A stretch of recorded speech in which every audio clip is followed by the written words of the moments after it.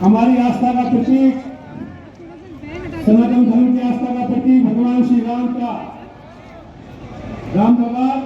भगवान महर्षि कश्यप की जय, भगवान महर्षि कश्यप की जय, भारत माता की जय, भारत माता की जय, भारत माता की जय। मंच पर विराजमान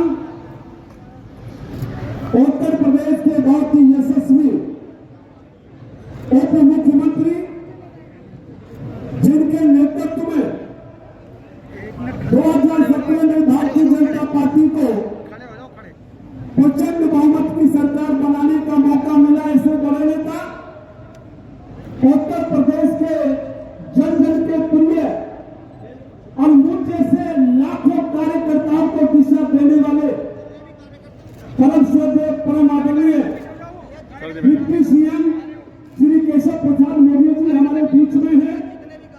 उनके साथ भारतीय जनता पार्टी की समूची लीडरशिप, केंद्र और प्रदेश सरकार के माननीय मंत्रीगण, माननीय सांसदगण, कश्यप निषाद संगठन के सभी पदाधिकारी और मंच के सम्मुख वेदतुल्य सभी भाई बहनों, जिन्होंने हम सबके आह्वान पर भगवान महर्षि कश्यप के नाम में शामिल होकर हम सबको आशीर्वाद देने का काम किया। ऐसी समूची जनता, चूंकि माननीय डिप्टी सीएम साहब को लखनऊ कैबिनेट की बैठक में निश्चित ही शामिल होना है, उन्होंने हम सबके मार्गदर्शन के लिए इच्छा जताई थी कि मैं जरूर कार्यक्रम में होकर अपनी अपील करके जाऊंगा। तो मैं बहुत समय मंच का आप सबका प्रार्थना करते हुए आदरणीय डिप्टी सीएम श्री केशव प्रसाद मौर्य साहब से निवेदन करूंगा कि वो आए और भगवान महर्षि कश्यप के इस महाकुंभ को संबोधित करते हुए हम सबका मार्गदर्शन करें। मानवर के बाद भी मंच चलेगा, वक्ताओं का क्रम चलेगा। मेरी आग्रह है आपसे कि आपको जाना नहीं है, डिप्टी सीएम साहब को जाना है। आप सब बैठे में मेरा आग्रह आदरणीय डिप्टी सीएम साहब से कि आए और हम सबका मार्गदर्शन करें। आदरणीय डिप्टी सीएम साहब, जय केशव प्रसाद मौर्य जिंदाबाद, जिंदाबाद, जिंदाबाद, केशव प्रसाद मौर्य जिंदाबाद, जिंदाबाद। एक बार खड़े होके अपने नेता के निकट खड़े होकर ताली बजा दो जोर से। बहुत बड़े का मंच पे पूरे देश में रुतबा है, पूरे प्रदेश में रुतबा है। हम सबके संरक्षक हैं, हम सबको राजनीति में पढ़ाने चलाने वाले हैं। अब आपके बीच आदरणीय डिप्टी सीएम केशव प्रसाद मौर्य जी कृपा बैठे। धन्यवाद। बोलिए भारत माता की जय। और इस भारत के जम्मू कश्मीर, जहां पहले धारा 370 और 35 से थी, अब वह खत्म हो गई है। और जिन भगवान महर्षि कश्यप जी की जयंती के इस समारोह में हम सब इतनी बड़ी संख्या में एकत्र हुए हैं, ऐसे भगवान महर्षि कश्यप जी के चरणों में प्रणाम करते हुए जो कश्मीर है वो भगवान महर्षि कश्यप जी के नाम से ही बना है, यह भी मैं आप सबको बताना चाहता हूं। आज के अवसर पर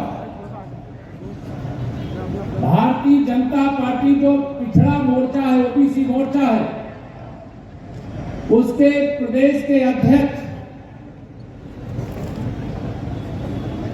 और कई बार सांसद रहे, पहले भी विधान परिषद में रहे और आज भी विधान परिषद में सदस्य और प्रदेश सरकार के मंत्री के रूप में आदरणीय हमारे नरेंद्र कश्यप जी, उनके लिए भी जोरदार तालियां बजाइए। और यह बताते हुए मुझे हर्ष हो रहा है, जब श्री नरेंद्र कश्यप जी ने आप सबके समर्थन आशीर्वाद से मंत्री के नाते शपथ लिया था, तो उस समय वह विधानसभा या विधान परिषद के सदस्य नहीं थे। भारतीय जनता पार्टी ने उन्हें शपथ पहले दिलाई और विधान परिषद का सदस्य बाद में बनाने का काम किया। ऐसे श्री नरेंद्र कश्यप जी समय के अभाव के कारण संपूर्ण मंच को, और मंच को ही नहीं, मंच के सामने बैठे हुए इस जनसैलाब को भी भगवान महर्षि कश्यप की संतानों को मैं बारंबार प्रणाम करता हूँ, बारंबार जय श्री राम करता हूँ। और आज कितने गर्व की बात है, हम भगवान महर्षि कश्यप जी की भी जयंती बना रहे हैं और प्रयागराज में आज ही निषाद राजगुरु जी की भी जयंती मनाई जा रही है। यह आप सबको मालूम है, आप सब जानते हैं महर्षि कश्यप जी कौन थे। उनके बारे में शायद मैं जितना बताऊंगा उससे ज्यादा बता चुके होंगे। आगे यह सभा चलती रहेगी, उसमें बहुत सारे लोग बताएंगे जिनके संतान के रूप में भगवान श्री हरि विष्णु जी ने वामन रूप में अवतार लिया था माता अदिति के कोख से। वह कौन थे? मतलब भगवान भी जिनके संतान के रूप में धराधाम पर आए वह भगवान महर्षि कश्यप जी थे। और मैं पिछली बार भी शायद 2018 में आया था, 2018 में आया था, तो 2018 में भी आप सब इसी प्रकार से भारी सैलाब के साथ यहाँ पर एकत्र हुए थे। और उस समय भी मैंने बताया था भगवान महर्षि कश्यप हम सबके भगवान ही नहीं, बल्कि मैं जिस परिवार का हूँ, जिस वंश का हूँ, मेरा गोत्र भी कश्यप ही है। यह भी मैं आप सबको बताना चाहता हूँ। आज भारतीय जनता पार्टी का जो ग्राफ आप सबके परिश्रम, आप सबके समर्थन, आप सबके आशीर्वाद से बढ़ा है और बढ़ रहा है, उसके लिए तो मैं आपको प्रणाम करता ही हूँ, अभिनंदन करता ही हूँ। लेकिन आज कहना चाहता हूँ मेरे भाई बहनों, 2024 अभी तो बीच में नगर निकाय का चुनाव है, मुझे विश्वास है कि आप सब उसमें तो सफलता प्राप्त करोगे ही। लेकिन 2024 का ऐतिहासिक चुनाव है। जो गरीब, जो किसान, जो मजदूर, जो पिछड़ा, जो अनुसूचित, या सब जो वंचित वर्ग के लोग हैं, आज यह सब जब माननीय नरेंद्र मोदी जी के नेतृत्व में भारतीय जनता पार्टी के साथ खड़े हैं तो सारा विपक्ष बौखला रहा है।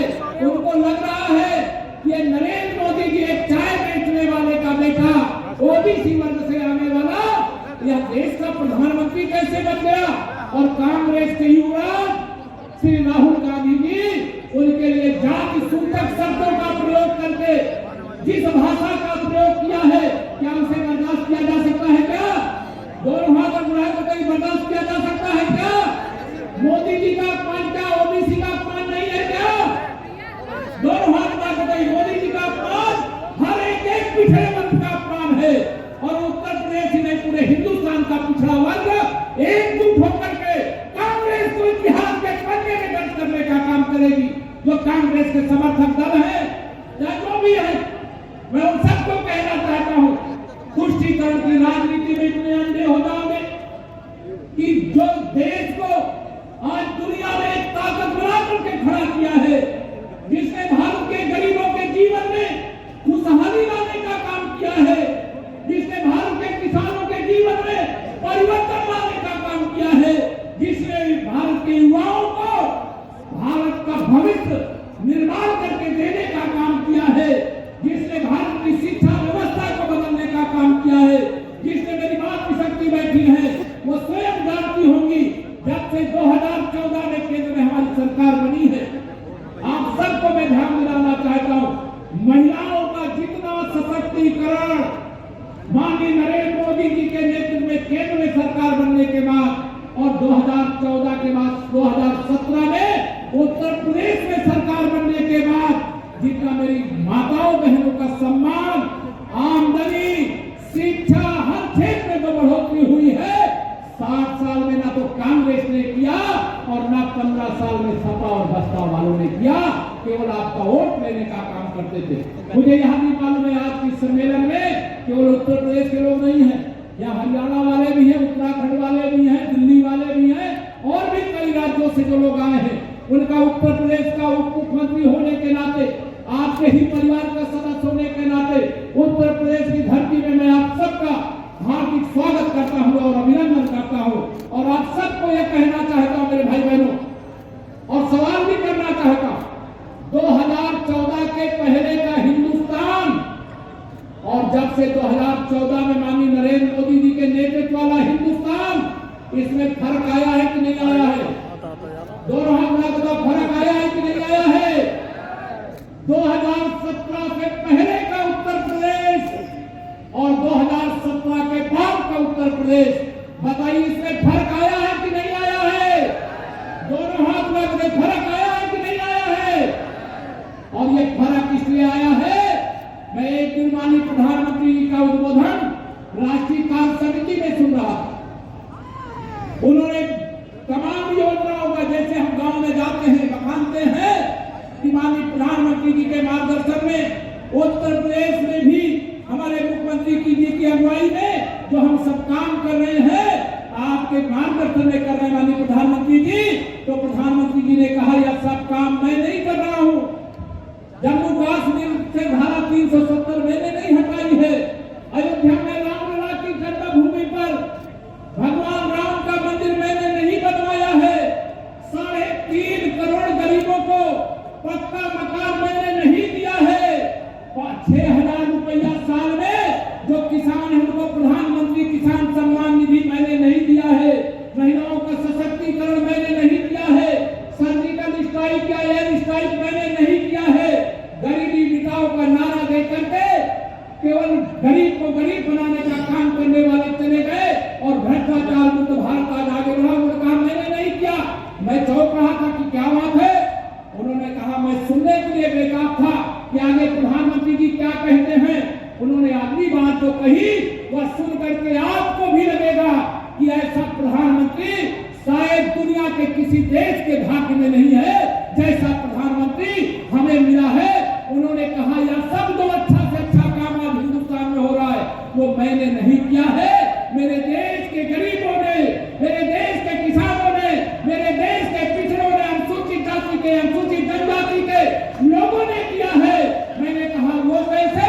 उन्होंने कहा अगर वो अपने घर से जिस दिन वोट डालना था निकल करके मतदान केंद्र पर नहीं जाते और कमल के फूल की बटन नहीं दबाते तो नरेंद्र मोदी देश का प्रधानमंत्री नहीं बनता और जो काम आज मैं कर रहा हूं वह काम नहीं कर पाता।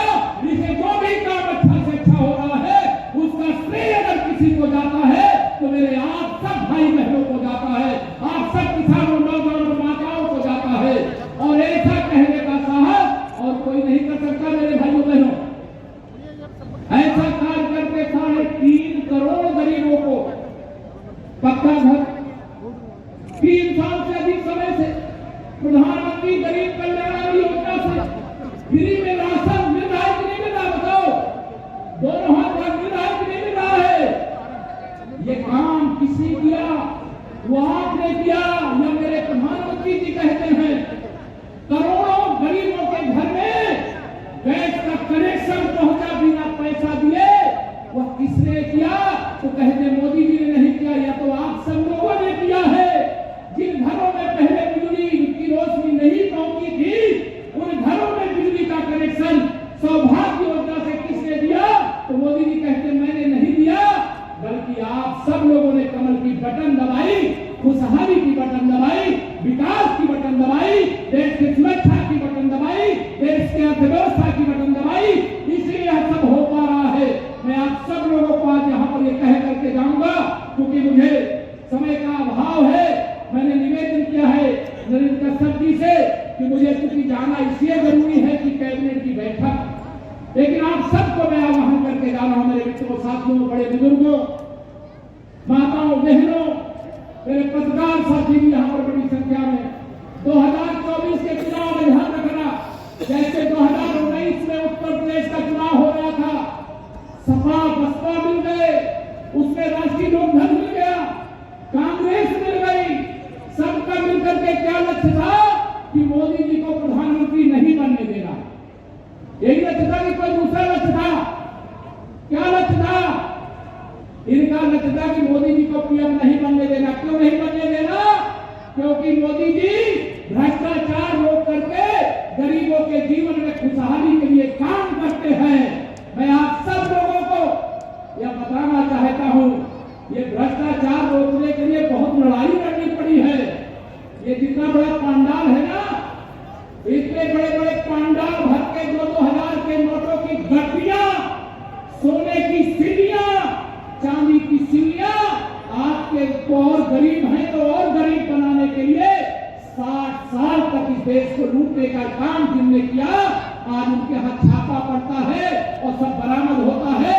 सब सोचते हैं कि मोदी जी तो किसी को छोड़ेंगे नहीं, और कहते भी हैं कि मैं न खाऊंगा और न खाने दूंगा, और जिसने भी खाया है उसको भी वसूल करके मैं अपने गरीबों के जीवन में खुशहाली लाने के लिए उसे भी योजना बना करके खर्च करने का काम करूंगा। 27 लाख करोड़ रुपया दिल्ली से बटन दबा करके अलग अलग योजनाओं में आप सबके खाते में अभी तक माननीय प्रधानमंत्री जी भेज चुके हैं। अभी आने वाले 1 तारीख से जो इसने नलकूप लगाए, किसान कोई है कि नहीं जिनका सिंचाई का, यूपी वाले जो सिंचाई का नलकूप लगाया है कि नहीं किसी ने? बाकी गांव जिनका लगा है उनको बता रहा हूं, आप अभी तक किसानों को आधा बिल देना पड़ता था, लेकिन अब मेरे किसानों का बिल सरकार अदा करेगी और आपको बिना बिजली का बिल दिए सिंचाई का नलकूप चलाने की यह सुविधा क्यों दी गई है कि मेरे किसानों के जीवन में और खुशहाली आए। और जो पैदा कर अभी फसल में बहुत नुकसान हुआ है, आज ही मैं जिले की समीक्षा बैठक कर रहा था और कह करके आया तत्काल सर्वे कराइए, जो नुकसान हुआ है मुआवजा बटवाइए, या कह करके आया हूं। हमारी सरकार किसानों के साथ है, गरीबों के साथ है, नौजवानों के साथ है, मातृशक्ति के उत्थान के लिए समर्पित है। आप सब यहाँ पर भारी संख्या में आए, मैं आप सबका अभिनंदन करते हुए, क्योंकि आप सब लोगों को अभी और देर तक यहाँ पर अपनी बातें सुनना है। मैं इतना ही निवेदन करके, क्योंकि मुझे जाना है, आप सबको एक बार फिर से भगवान महर्षि जी की जय बोलवाने के लिए दोनों हाथ उठा के बोलिए, भगवान महर्षि कश्यप जी की जय श्री राम। जय श्री राम। गाजियाबाद की ताजा तरीन खबरों के लिए हमें सब्सक्राइब करें और हमारे बेल आइकन को प्रेस करना ना भूलें।